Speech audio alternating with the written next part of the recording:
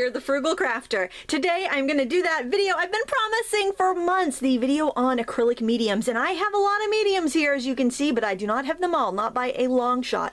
But a lot of them do the same thing, so I'm going to go through what I have, talk about some others that I don't have, and explain how to use them. So the first what I want to talk about is gesso. Gesso, pretty much any acrylic paint manufacturer makes gesso, and I actually keep some in a little kind of squeezy glue bottles just so it's easy to dispense. It comes in different thicknesses.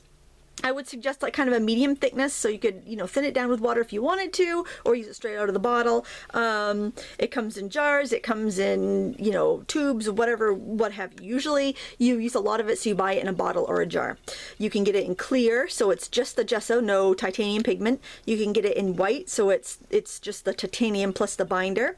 And you can also get it in black. You can tint the white gesso or the clear gesso with whatever acrylic paint you want. And the more acrylic paint you add to it, though, the more it's going to be a little bit glossier and less toothy. So this is going to give you a very quick drying base ground layer that you would put on first on your surface before you added any paint. So if you were going to paint on wood or paper or raw canvas, you want to start off with gesso. Pretty much any canvas you buy at the craft store or the art store is already going to be triple primed with gesso. Sometimes, though, it's a little glossier than you would like, so you could go ahead and put on a coat of gesso. So there is your gesso primer, your primer on primer. You can get it, primer, and this is a primer, and it's a primer because I'm telling you about it. Yeah, on to the next thing. We have some gels, and I have a lot of gels here. So let's just let me just grab them all and show you what I have. Now, as you can see, a lot of different manufacturers make these. Now, this is Gloss Super Heavy Gel, and this is a Liquitex one, but you can get it from pretty much any paint manufacturer. And what this does is you would mix it with your acrylic paints, and it will let you build up really thick layers. If I'll peel that back there, you can see it's like a super thick paint. It's clear, and you can just kind of mix it with your paint and use it to make peaks and really thick impasto work, kind of like frosting, like you're frosting a cake. You'd use it with like a palette knife. You can look how thick that is. So that will add thickness to your paint without changing the color considerably. It may make it a little bit more transparent because it's doesn't have pigment in it, but that's what that is for. You can also find very similar things in a tube. There's both matte and gloss. This is how Daler Rowney's come. It's up to you whether you want to get it in a jar or a tube. It's complete personal preference. This is one by Grumbacher. This is a folk art thickener. This is, the folk art paints are very thin, so you could add this maybe to give it a little bit more texture. It's not going to be as thick as the heavy bodied stuff I just showed you. And then we have the regular gel, and this is not quite as thick as the other stuff.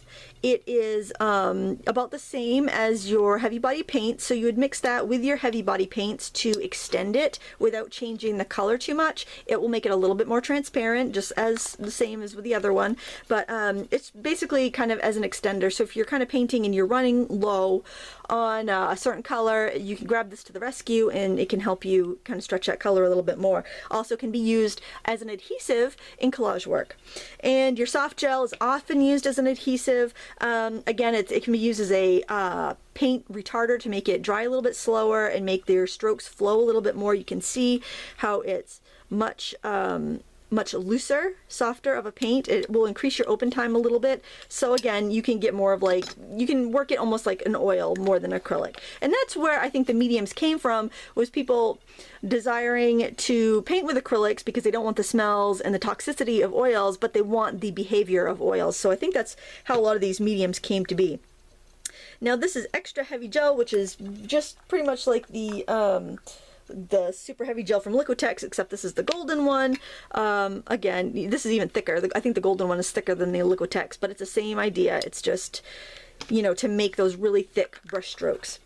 Alright, so that does those gels there. And then a lot of the craft companies came out with gels, and they're going to be a heck of a lot cheaper, I'll tell you that. So if you just want a gel medium for art journaling, for like collage work, or for extending your brush strokes, you'll do more for your money if you get like the craft brand. Like this is Eileen's. I think I paid 85 cents for this, but you can also get them in any sort of the tube bottle colors as well. And I'll just, I'll squirt a little bit out just so you can see. It's more of like a glue than a, and if my stomach's growling, I apologize. It shouldn't be. I had breakfast and it's not quite lunchtime yet. it's not too bad. It is thicker than like a regular acrylic paint. You can scrape through. I love to save these things from like the hardware store. You can like scrape through them and, you know, get some cool effects that way. But you know, that would be really fun on like a jelly plate or in your art journal, or use it as a glue. So it's a great, you know, it's a great adhesive gel type thing. And like this is swirl gel, which I picked up like 63 cents. I thought, oh, that'll be fun. I think it's used for like using on fabric and mixing with acrylic paints and making kind of textural swirls.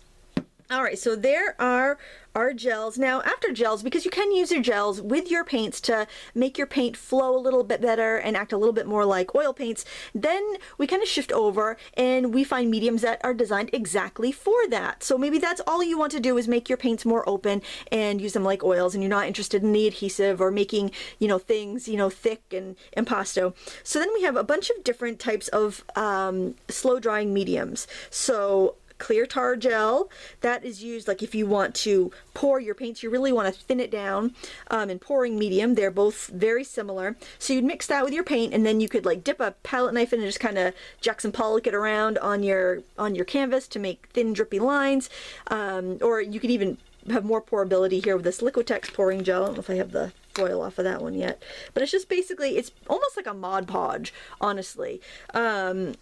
So, you know, I think I would use matte Mod Podge myself if I was going to do a lot of it, just because this stuff is a little more pricey. And don't let me forget that I want to tell you the cheapest way to get these too at the end of the video. I don't want to stop right now, but don't let me forget. And we also have blending gel. This would be like a Craft brand, which is going to work just fine.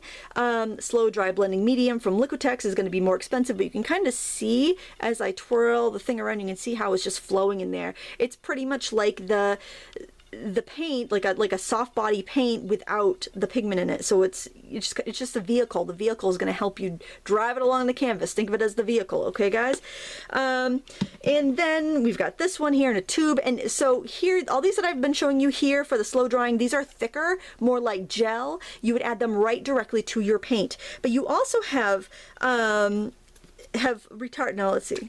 You got to shake that one. I got to shake them to tell here. Okay, so now we get all these liquidy ones. So all the other ones I've shown you have been gels, right? Okay, so these are more liquid additives. You don't want to mix these right to your paint. What you want to do is actually add a few drops of the additive into your fresh water that you're picking up to mix with, or you can even take like a little dish like this, you know, just so you can keep it separate. You know, put about 20 parts of water and 1 part of one of these additives, and then just dip your brush, like you rinse your brush off in your big rinse bucket like this, except it would have water in it. Mine's dry. And then you would pick up the water that had the mixing additive in it here, and that would help keep your paints wetter longer. You don't want to add it directly to your paints because it could affect the adhesion properties and just thin it down, break it down too much. So that's if you're in the instance where you just want to add water to your acrylic paints to thin them down, like a lot of us do when we're starting out because we don't have all those mediums, adding the flow enhancer will actually keep it wetter longer. It basically breaks down the surface tension in your water and helps the paint really flow. And you can see, you know, I think these are probably just a couple different, you know, it's the same brand. I think it probably just came out at different times, so that's why it looks different. And then of course the Craft paints, you can get these from the Craft paints a lot cheaper, and they're readily available. All right, and then okay, now we've talked about the slow drying. Now we're gonna talk about adding stuff to our paints for different uses. So here we have a crackle medium. This is sold, I haven't seen this in an art medium, but these are more of a craft medium, and it gives you an old crackled finish to your artwork.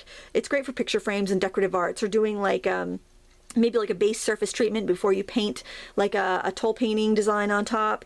It's just a fun decorative medium that does exactly what it says. Textile medium, I have that in a couple different brands here. I like the Delta Ceramcoat textile medium. Like this is $6.49 for 8 ounces. I'm not sure how much this 4-ounce bottle was. It was probably at least as much. It might be a little bit thicker. I haven't opened it yet because I'm still working on that one. But it's basically a medium that makes your paint more flexible so it can be used on fabric without cracking. So it can be washable, and basically withstand wear and tear of like being on shoes or hats or jackets or clothes. It's just makes it very durable and flexible, so that's what that does. Candle painting medium, which is kind of a fun decorative arts medium. You can use that so you can paint designs on candles, which could be lovely for gifts or projects like that. So just kind of a fun thing. It helps your paint stick to the candles. Now you always want to make sure you read how to use your mediums, because you don't always mix it with the paint. Sometimes you have to put it down first. Like there's a whole series of digital grounds by Golden that you would like paint, like say you want to print on paper, or you wanted to print on maybe like a skin of acrylic, so you would paint your ground first, then you'd run it through your printer, and then you would paint on like a UV coating. Those are like all the digital grounds by Golden. They look extremely exciting. My printer is very fickle, so I don't think I would attempt it with mine, but you know, if you're a digital artist or you want to incorporate that, check out those mediums from Golden. They should be fantastic. So I mean, honestly, there's a medium for everything. Now these mediums are iridescent mediums. Now these are basically like your mica powders, kind of like your Pearlax, mixed with the clear gel, which then you could add to your paints or brush over on top of it just to give it that iridescent tint to it. And then you can also find it in interference colors. So if you're familiar with working with Pearlax, you know you have just like the micro pearls, which are like it's just a basic sheen of like, you know, pearl or bronze or gold. But then you have interference colors. So I'm going to show you, I've got a few interference colors here. So depending on how you look at what direction you're looking at the color from, the color will be different. I'm trying not to set that right in that wet paint, but I can show you that. Like, I don't know if you'll be able to pick that up on camera. Let me just put a little bit out there. So if you, I don't know if this is going to show up on camera. I may have to tip the whole thing. Let's see. Okay, you can see how that looks really blue there. Okay, but if I tip it another way, it will look, it'll look another color, probably more of like an indigo. Oh yeah, if I'm moving my head and it looks kind of coppery from a different direction, I'm sorry I can't do that with the camera because it's like bolted to my stick on the ceiling. But that's what the interference colors will do. It's just kind of a special effect, really great for mixed media. And then you can get just basically pearlescent tinting mediums, and most of these will tell you how to use it. Here it says mix a small amount in with your acrylic color, and that's how you use it. So, you know, always keep the packaging that your mediums come with, or, you know, if it doesn't come with like a brochure, it usually says on the back of the tube what you use it for. So there's just a myriad of iridescent mediums for you there. And as you can see, it comes from different, you know, different bottles, different companies make it. And there's really not a huge difference between brands, and they're very intermixable. I know they'll tell you, you know, buy the mediums for your paint brand. They're pretty intermixable. I'm going to tell you right now. Of course, the companies won't tell you that because they want to sell their own paints and mediums. Okay, the next thing I want to talk about is actually your texture mediums. So these would be the ones that would give you the special effects on your canvas. So here we have embossing paste. These are by Dreamweaver. We have the iridescent, which is very similar to the iridescent mediums we just saw, except they have more body to them. I can show you. I don't know if it will really show on camera here. You can probably see it's a little pearly in there, maybe. All right, and then we have this embossing paste, which is very much like light molding paste, actually. So let me show you these side by side. The clean palette knife here.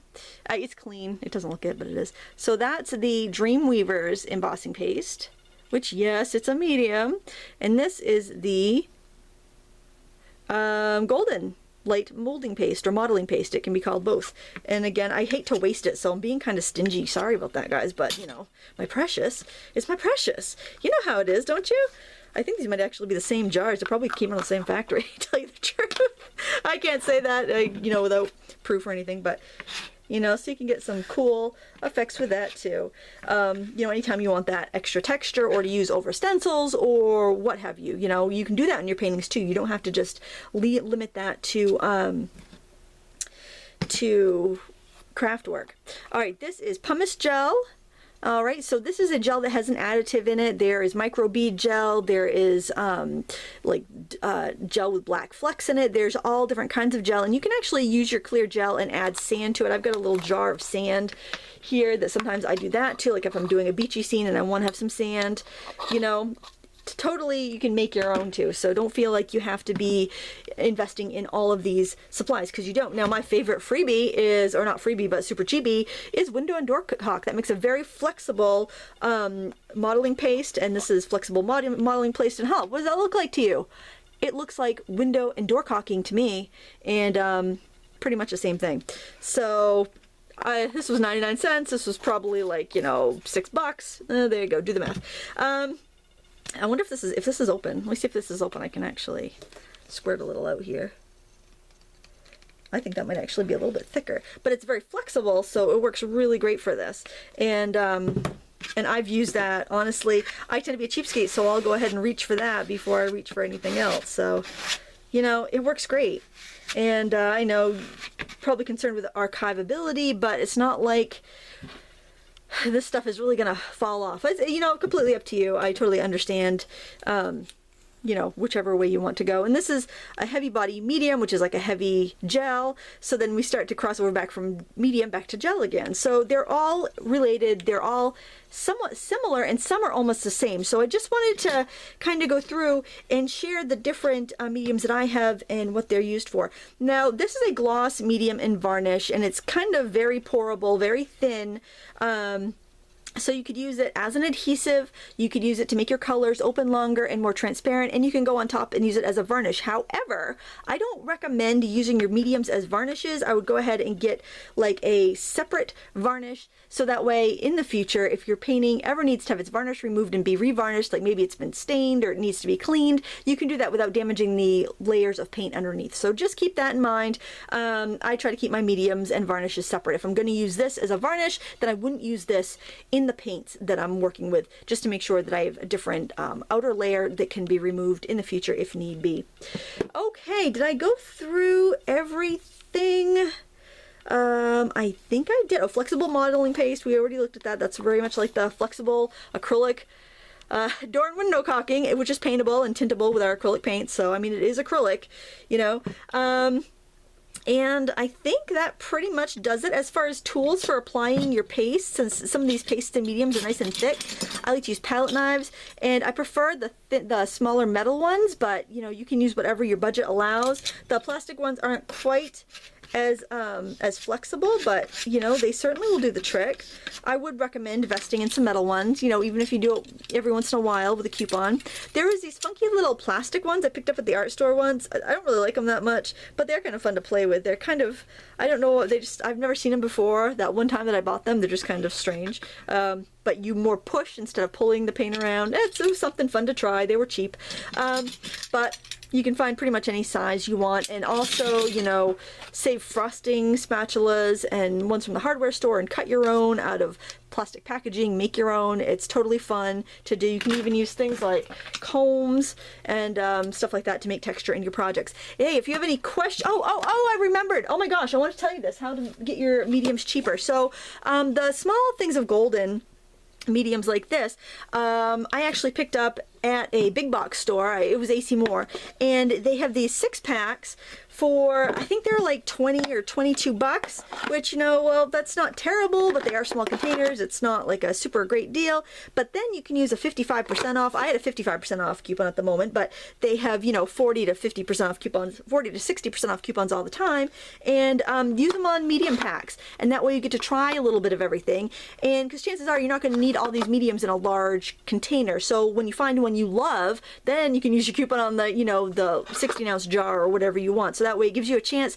to try a bunch of different kinds without investing big bucks. I hope this helped you guys out. I do intend on using some of these mediums in some painting tutorials, so hopefully that'll help you a little bit more. But for the time being, I wanted to make sure that I did this nice overview for you on what the mediums are used for. If I have my act together, maybe I'll have a chart on my blog, because I couldn't find a chart online anywhere for this information. So I will try to get that done for you guys and post that sometime in the near future. I want to thank you so much for watching. Please give me a thumbs up if you found this video helpful, and share it with your friends. Thanks so much for watching. Until next time, happy crafting.